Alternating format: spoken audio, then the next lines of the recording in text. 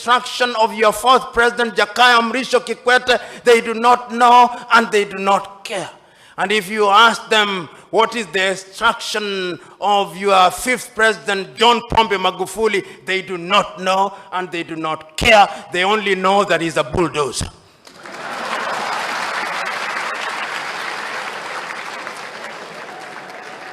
But you go to my country, Kenya, God save my country. God save my country. When you meet your typical Kenyan and you introduce yourself as John, they'll ask for the second name, not that they may know your full names, but that they may identify you with your ethnicity and pigeonhole you accordingly. When you go into that country, which is a great country in prospect, but which is being destroyed by negative ethnicity, you ask them who the first president of Kenya was, they'll tell you it was Jomo Kenyatta and he was Kikuyu, and we care. We want our Kikuyu president.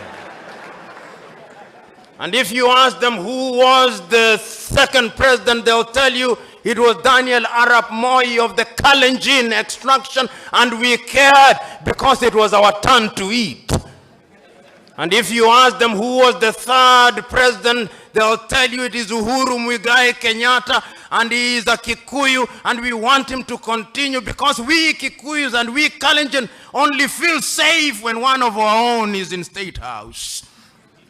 And if you ask the opposition and you ask the leaders,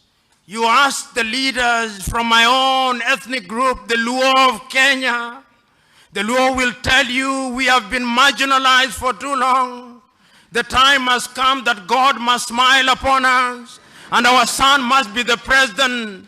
And if you ask the Luhyas, they'll say the same thing. That is the tragedy of gigantic proportions. I'm submitting to us that the country called Kenya needs political hygiene. I'm submitting to us that the country called Kenya needs to come to Tanzania here on a benchmarking tour, and that the President of the Republic of Kenya and all our parliamentarians should sit at the State House and be lectured by John Pombe Magufuli on the finer points of governance.